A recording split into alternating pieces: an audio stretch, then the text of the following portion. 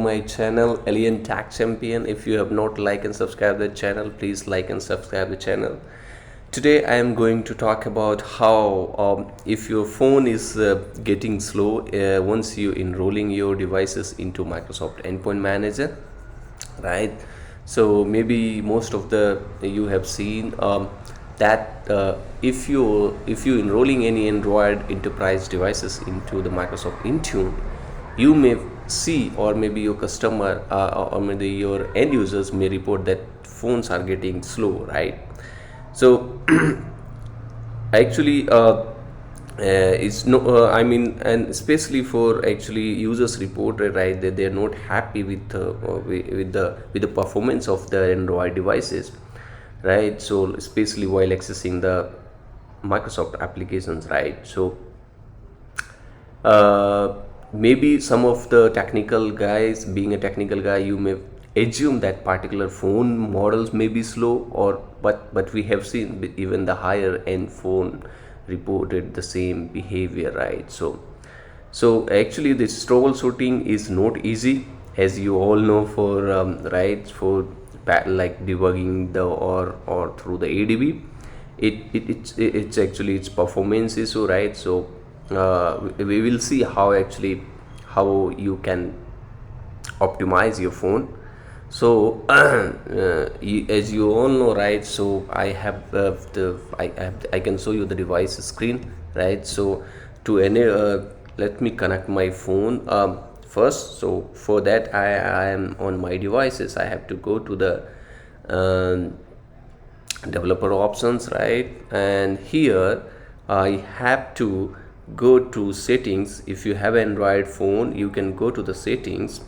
I will show you in few minutes, okay? And then about phone, right? And then on the software informations, if you see the build number, you have to tap on 7 times, and you will be you will unlock the developer options, right? And then from there you can find it in my previous video as well. And then from the developer options, you need to go to the USB debugging and just enable that USB debugging, okay? As soon as you enable the debugging, right, on your phone, right, then what you have to do, you have to let me just quickly, you have to open I am using for screen sharing Visor application. So let me open the Visor applications, okay? And you see the USB is enabled, okay?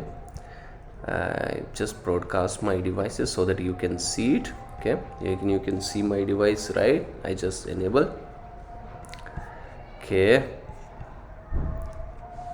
Come on, okay? So I just enable the USB debugging. So from where you have to go, as I mentioned, so you have to go to the phone settings and about phone, right? And then software informations, right? Software informations. And under the software informations, you have the build number, right? Here you see, you have to click 7 times here. So as you know, need developer mode has already enabled. Since I have already enabled the developer option, if you go back and you see the developer options, and under this developer options we have enabled the USB debugging, okay? So when USB debugging, I can make sure I mean, once you troubleshoot or optimize, you can turn off, right? So this USB debugging option, once you enable this debugging USB debugging options, make sure you turn off, right, after troubleshooting, right? And then you can capture Android devices log using the ADB or logcat, right? Some command I will show you in the next video, because all be the video will be longer, right? So why this actually Android enterprise devices, once you enroll into the MDM system, why it's getting slow, right? Most of you are wondering, right? So you can get it from the ADB logs, I mean logcat log, right? if you know how to capture the log. If not, I will make a video on this. Let me comment on the video. I will make a video how you can capture the log catalog or ADB through the ADB log on Android devices and see. So the impacted devices, actually mostly you will see in any Android devices, because it's all those Android devices, built-in devices, exposing battery setting that often is only exposed in the subset of the OEM device lineup, right? So what is the remediation, how to fix this, right? It's depend on the original OEM on how they actually allow the end users to limit the operating system ability to launch the apps, right?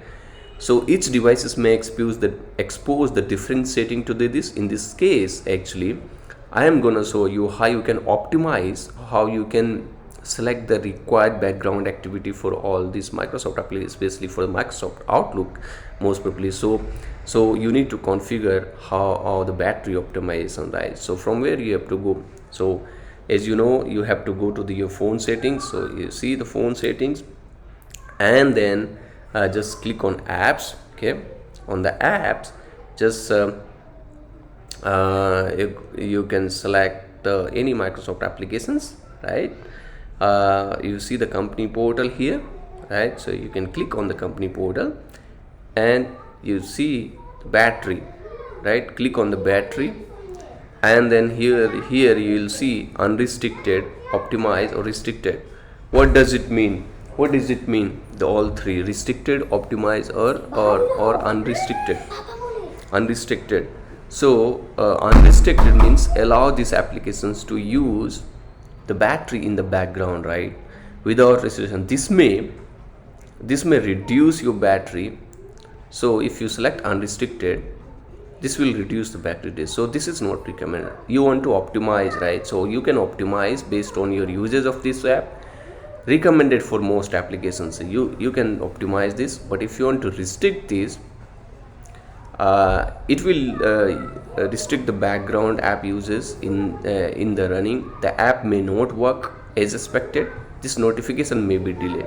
So if you want to save the battery, right, you can select this restricted, or you can select the optimize, right, and just go back. That's it. If you again go back and click on the Outlook applications, right, so let's go to the Outlook app. Right, because we are talking about this application. And same here, you can go to the battery and select this, right?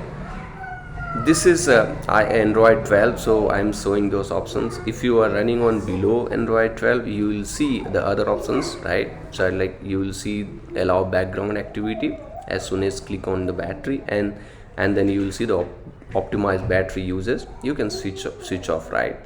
In case if you don't find the app in the top, right, you can so maybe the app is not optimized, right? So after making this change, you will notice this improvement in your device performance. And if you go through the device log, right, you will not find any error on this, right? So hope you have learned how you can optimize the battery, right, for all these applications. Till then, thank you. Have a good day. Bye bye.